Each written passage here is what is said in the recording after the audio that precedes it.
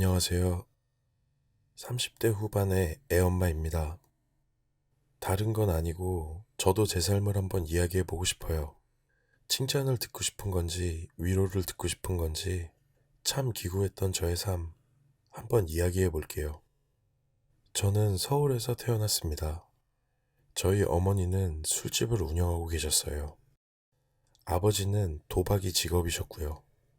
형제는 이복 언니가 있습니다. 어린 시절은 그 이복 언니 손에서 자랐습니다. 나이 차이도 좀 있었거든요. 아버지와 어머니는 제가 초등학교 들어갈 때쯤 이혼을 하게 되셨습니다. 그 뒤 저는 서울에서 광주로 이사 가게 되었어요. 그곳에 할아버지 할머니가 계셨거든요. 당시에는 아주 평범했던 걸로 기억해요. 저도 할아버지의 예쁨을 받으면서 지냈고 할머니는 저를 안 좋아하셨어요. 지 엄마랑 똑같다고요. 아버지는 계속 도박을 하셨고 저는 초등학교 2학년 때 할아버지가 돌아가신 뒤부터 급격하게 집이 기울기 시작했어요. 기초생활수급자에 집도 반지하가 아니고 그냥 지하에 있는 집으로 옮겼던 것 같습니다. 저도 거의 방치되었죠. 다른 건 다 괜찮은데 힘들었던 건 제가 이사 가서 살던 곳이 치안이 좀 안 좋았어요. 좀도둑에 무서운 아저씨들까지 있었고 납치당할 뻔했던 적도 있습니다. 학교가 끝나고 골목을 들어오는데 당시에 아버지 친구분이 저를 부르셨어요. 아무 생각 없이 공장, 미싱이 있는 반지하방으로 따라갔는데 제 입을 막길래 옷님으로 도망친 적이 있습니다. 집에 와서 얼마나 울고 떨었는지 몰라요. 집에 도둑이 든 적도 있습니다. 사람들이 있는데도 말이에요. 사실 가정교육이란 게 얼마나 중요한 건지 저는 잘 씻는 것도 몰랐고 먹는 것도 잘 몰라서 영양실조에 걸린 적도 있어요. 그런 초등학교 시절을 보냈고 중학교? 그것도 별 차이 없었습니다. 전교 꼴등에 밥 먹듯이 하는 지각, 그리고 왕따도 당하면서 자신감도 점점 없어졌습니다. 교복값도 없어서 작아진 교복을 그대로 입고 학교에 다녔어요. 매일같이 친구들은 놀렸고 저는 싸워볼 생각도 못했죠. 원래 그렇게 살아야 한다고 생각했거든요. 많이 맞기도 했어요. 그렇게 학교가 끝나고 집에 오던 길에 할머니가 집 근처를 서성이시는 거예요.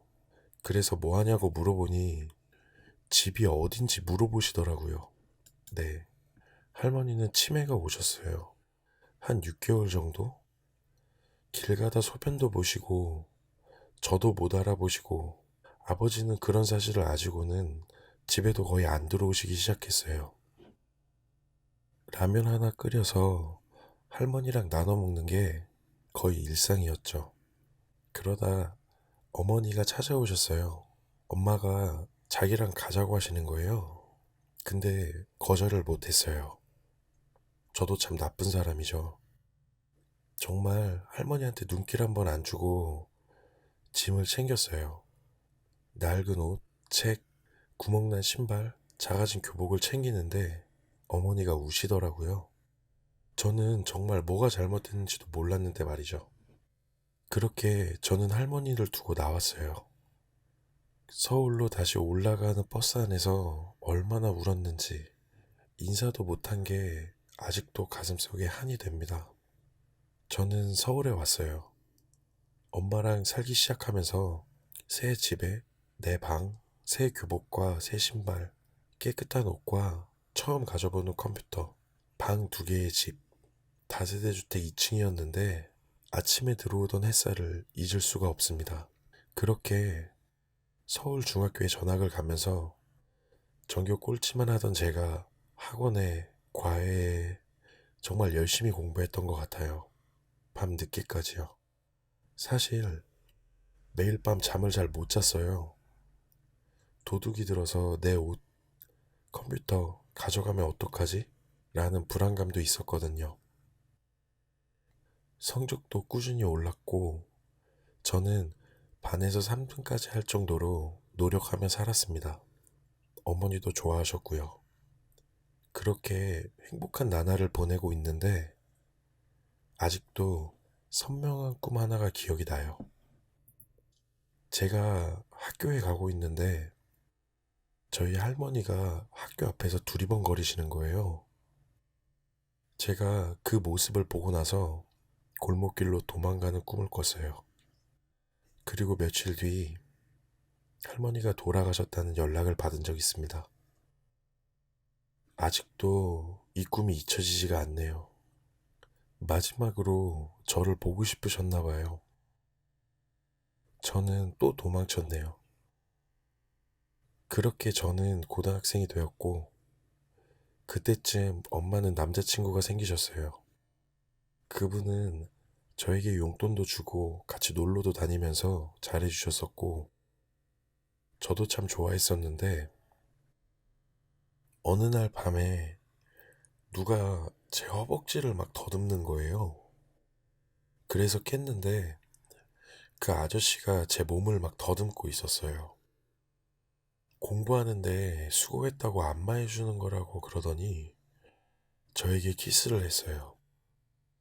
제가 미쳤냐고 소리치면서 거부하니까 그 아저씨는 엄마한테만 이야기하지 말아달라면서 방에서 나갔습니다.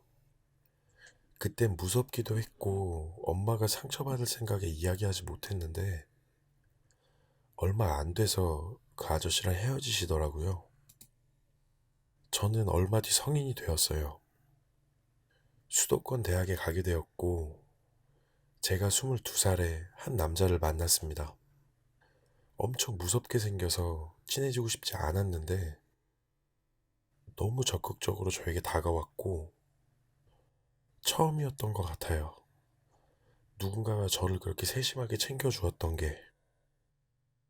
그래서 좋은 관계로 발전하게 되었고 지금은 결혼한 지 8년쯤 되었습니다. 애는 둘이 있고요. 뭐 금수저는 아니에요. 제목에 이야기한 것처럼 남편은 재벌도 아니고 그냥 저에게 처음으로 사랑받는 감정을 가르쳐 주었고 이성에 대한 믿음을 심어 주었고 세상 혼자 사는 거 아니라고 가르쳐 줬어요. 저희는 서울에 전세지만 집도 있고 부족하지 않게 잘 살고 있어요. 자주 싸우지도 않고 서로 믿고 의지하며 잘 살고 있습니다. 얼마 되지 않지만 조금씩 기부도 하면서 살고 있고 내 인생 최고의 남자를 만나서 그동안 겪었던 힘든 일들을 다 보상받았다고 생각하며 살고 있습니다. 저는 다시 태어나서 그동안 겪었던 일들을 다시 겪는다고 해도 지금의 남편을 만날 수 있다면 저는 그럴 것 같아요. 저희 어머니도 제주에서 귤 농사하시면서 잘 지내고 계십니다.